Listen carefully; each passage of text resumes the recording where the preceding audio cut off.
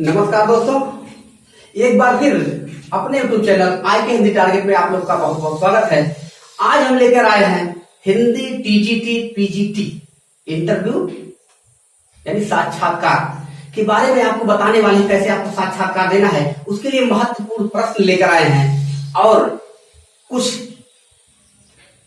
प्रश्न ऐसे हैं जो आपको एकदम सेम वही पूछा जाने वाला है और हम एक एक विषय की चर्चा आपको वीडियो में करते रहेंगे, यानी हर वीडियो में एक विधा आपको देते रहेंगे ताकि जितने भी आपके हैं उपन्यास, कहानी, संस्मरण, रेखा चित्र, निबंध, आत्मकथा कोई भी हो, ताकि कहीं से भी क्वेश्चन पूछे तो आपको कोई समस्या ना हो। तो अपने वीडियो में आज पहले हम रखे हैं पहली विधा जो है उपन्यास है। क्या है? उपन्यास है। और वीडियो को अंत तक देखिए क्योंकि वीडियो के अंत में आपसे 7 क्वेश्चन के जवाब पूछा जाएगा। 7 क्वेश्चन को का जवाब पूछा जाएगा। प्रश्न हमारे होंगे और जवाब आपके होंगे। और आप कमेंट बॉक्स में सबसे पहले देखते हैं कौन लिखकर भेजता है। कमेंट बॉक्स या व्हाट्सएप नंबर पर लिखकर भेजिए कि इस प्रश्न का उत्तर ये है। ठीक, अगर वीडियो आप लोग को अच्छा लगेगा तो सब्सक्राइब जरूर कर दीजिए और बेल आइकन और लाइक करते रहिए। बेल आइकन घंटी दबा दीजिए और लाइक भी कर दीजिए। तो चलिए देखिए, सबसे पहले हमारा जो आज का विषय होगा उपन्यास। तो आपसे पूछा जाएगा वहां बैठेंगे जाके, वहां से पूछा जाएगा कहां से आए हैं, क्या करते हैं, आपको क्या पढ़ाना है, क्या आपको अच्छा लगता है। तो आप कह दिए कि हमको उपन्यास पढ़ के आए हैं, उपन्यास पढ़ाना है। तो कहेंगे चलिए अच्छा बताइए उपन्यास किसे कहते हैं। पहला एक क्वेश्चन पूछ लेंगे उपन्यास किसे कहते हैं। तो आपको बताना है उपन्यास 2 शब्दों से बना है। उपन्यास 2 शब्दों से बना है। पहला शब्द है उप और दूसरा है न्यास। अब उप का अर्थ होता है समीप और न्यास का अर्थ होता है वस्तु या धरोहर, अर्थात वह कृति जिसको पढ़कर ऐसा लगे कि यह हमारे ही जीवन की कथा है, हमारे जीवन की कथा है और हमारे ही जीवन का प्रतिबिंब है और हमारी कथा ही हमारी भाषा में लिखी गई है। फिर से एक बार, ठीक है, वह कृति जिसको पढ़कर ऐसा लगे कि हमारे ही जीवन की कथा है और हमारे ही जीवन का प्रतिबिंब है और हमारी ही कथा हमारी ही भाषा में लिखी गई।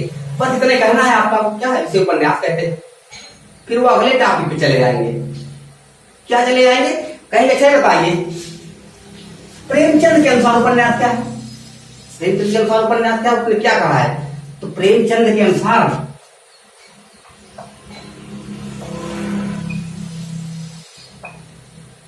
प्रेमचंद ने कहा है मैं उपन्यास को मानव जीवन का चित्र मात्र समझता हूं।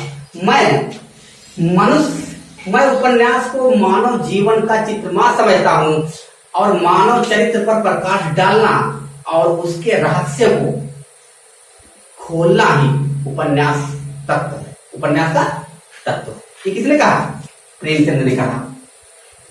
प्रेमचंद ने कहा मैं उपन्यास को मानव जीवन का चित्र मात्र समझता हूं और मानव चरित्र पर प्रकाश डालना और उसके रहस्य को खोलना ही उपन्यास का तत्व है। ठीक, अब देखिए अगले कह दिए, अच्छा ही बताइए EM फॉरेस्टर ने क्या कहा?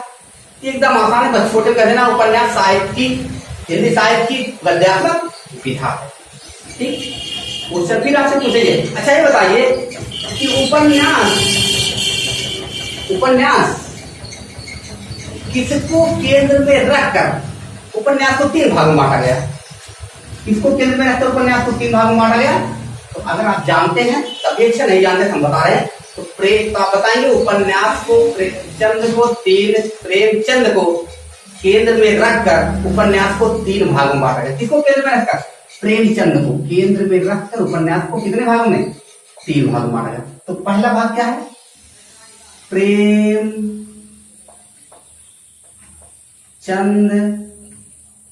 पूर्व युग। फिर दूसरा क्या है? प्रेमचंद युग। तीसरा क्या है?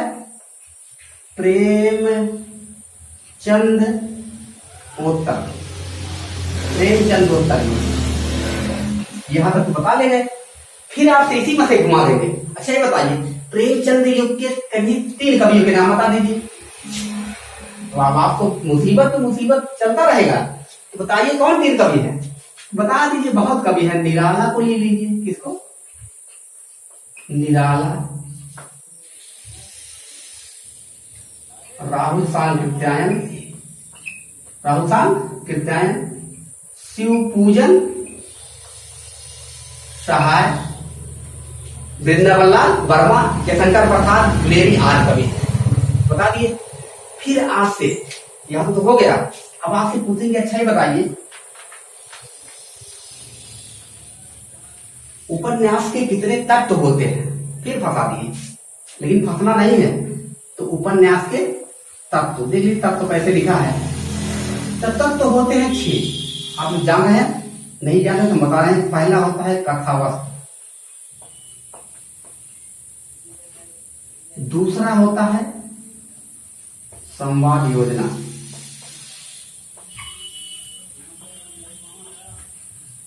संवाद योजना, तीसरा होता है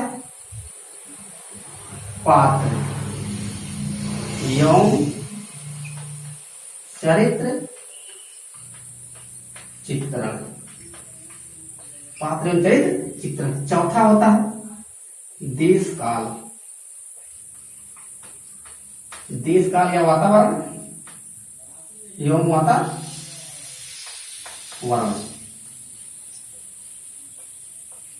वातावरण। पांचवा होता है भाषा शैली, कैसी भाषा शैली होती है। छठा होता है उद्देश्य, इसका उद्देश्य क्या है। ठीक, ये तो आपको 4 बता दिए। फिर आपको बताएंगे, अच्छा ये बताइए कि शैली की दृष्टि से उपन्यास के कितने भेद, किसकी दृष्टि से, शैली की दृष्टि से उपन्यास के कितने भेद हैं। तो शैली की दृष्टि से उपन्यास के 4 भेद होते हैं। किसकी दृष्टि? शैली की दृष्टि से। पहला है आत्मकथनात्मक, आत्मकथनात्मक शैली। दूसरा है कथात्मक शैली। तीसरा है पत्र शैली, और चौथा है डायरी शैली। ये भी आपको याद कर लेना है, किसके अनुसार? शैली पर, शैली की भेद। ठीक, अब इतना तो आप निकल लिए यहां से, कहते ना हो गया। अब आपसे पूछेंगे, अच्छा ये बताइए कि हिंदी का प्रथम उपन्यास कौन सा है। तो आप जान ही रहे हैं, ये भी पूछेंगे। हिंदी का प्रथम उपन्यास परीक्षा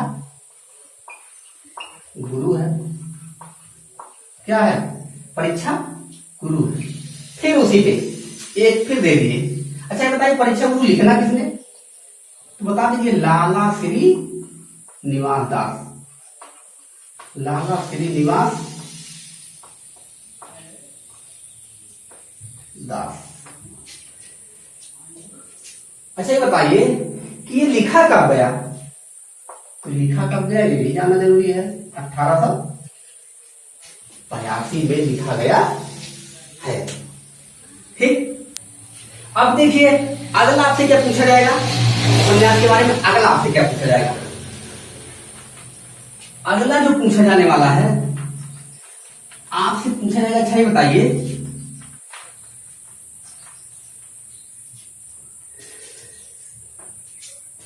समझ लीजिए आप लोग हमारा इंटरव्यू ले रहे हैं, हम आप लोगों को बता रहे हैं। ऐसे ही किया जाएगा कि कहानी और उपन्यास में अंतर बता दीजिए। कहानी और उपन्यास में क्या अंतर है, 3 अंतर बताइए। तो अंतर भी जानना जरूरी है। तो कहानी और उपन्यास में अंतर,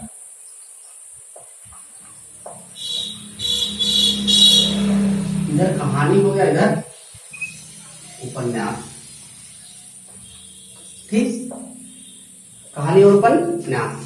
अब एक कहानी जो होता है, कहानी में जीवन के किसी एक खंड का वर्णन होता है।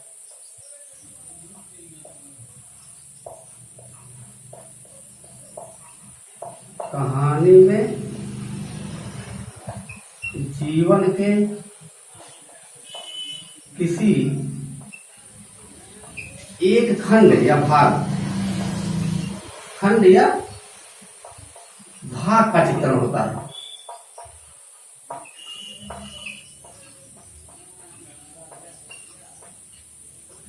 कहानी में किसी के खंड या भाग का चित्रण होता है। उपन्यास में उसी का उल्टा है। तो ज्ञान है कि उपन्यास में संपूर्ण जीवन का चित्रण होता है। उपन्यास में क्या होता है आपको लिख के बताना। उपन्यास में संपूर्ण जीवन का चित्रण होता है। जीवन का चित्रण होता है।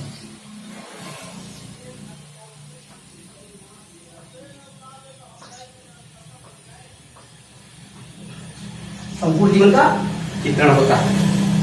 कहानी का आकार लघु होता है। क्या है दूसरा है,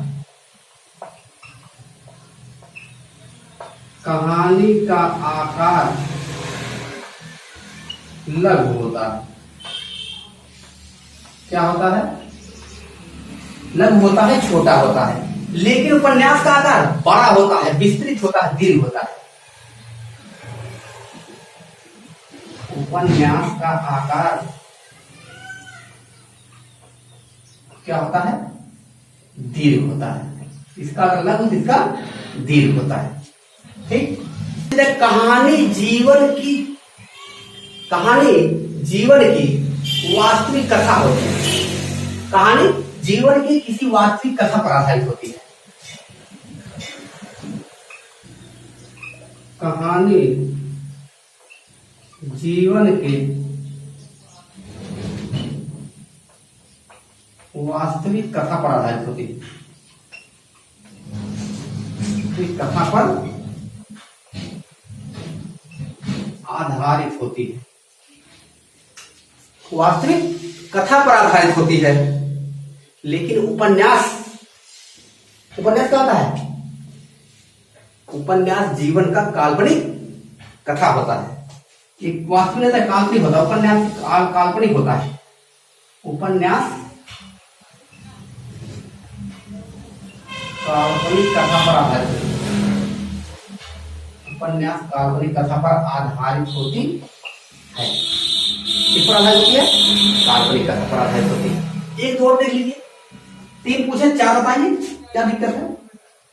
कहानी को समय में, यानी कहानी कम समय में पूर्ण हो जाती है।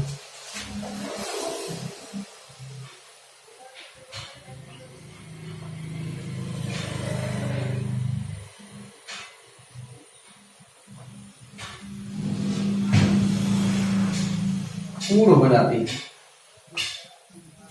लेकिन उपन्यास ज्यादा समय लगता है। उपन्यास में ज्यादा समय, यानी कहानी को एक झटके में आप पढ़ सकते, एक बार बैठने में आप कहानी पूरा पढ़ सकते हैं। लेकिन उपन्यास एक बार में पूरा नहीं पढ़ सकते।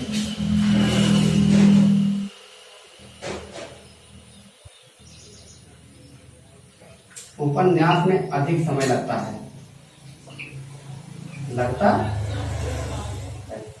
यानी कहानी को पढ़ने में कम समय लगता है और उपन्यास को पढ़ने में अधिक समय लगता है। ठीक है। तो इसी तरह से आपसे क्या है, प्रश्न पे प्रश्न, प्रश्न पे प्रश्न करते चले जाएंगे। और जितने प्रश्न हैं किसके, उपन्यास के, हम आपको लगभग पूरे प्रश्न बता दिए हैं। कोई प्रश्न नहीं। इसके लिए आपको क्या है, ज्यादा से ज्यादा क्या करना होगा, मेहनत करना होगा। इसलिए कहा गया है कि चलो माना कि मुकद्दर की इजाजत भी जरूरी है। चलो माना कि मुकद्दर की इजाजत भी जरूरी है। अगर मंजिल को पाना है तो मेहनत भी जरूरी है। अगर मंजिल को पाना है तो मेहनत भी जरूरी है। जब तक हवा हवा है तब तलक ही दोस्ती रखना। जब तक हवा हवा है तब तलक ही दोस्ती रखना।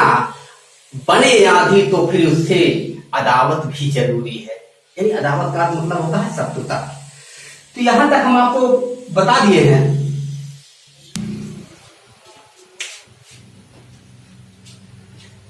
चलिए अब प्रश्न देख लेते हैं, कौन कौन प्रश्न है आपको जवाब दे रहे हैं, कौन कौन से प्रश्न के। 7 प्रश्न हैं आपके सामने जो बोर्ड पे लिखा गया है।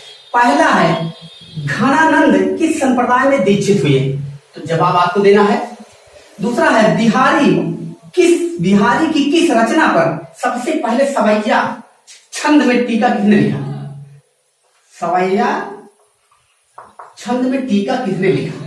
जवाब आपको देना है। विद्यापति ने कितने भाषा का प्रयोग किया? विद्यापति ने कितने भाषा का प्रयोग किया? फिर इसके बाद सूर सागर में कुल कितने पद हैं? मोस्ट। किस संशोधन के अनुसार सिंधी भाषा को जोड़ा गया है? किस संशोधन और कब जोड़ा गया है? किस संशोधन के अनुसार और कब जोड़ा गया है बताना है। अगला है भारत में अब कुल कितने राज्य हैं? करंट से भी आपसे पूछा जाएगा। अगला है भारत और फ्रांस के बीच कुल कितने राफेल का समझौता हुआ है? तो इतने क्वेश्चन आपको जवाब कमेंट में लिख के बताना है। अगर वीडियो अच्छा लगा हो तो एक बार फिर करें, सब्सक्राइब कर लीजिए ताकि जितने भी हम आपको बनाने वाले हैं मिलते रहे। ठीक है, तो आज के लिए इतना ही। तब तक के लिए नमस्कार।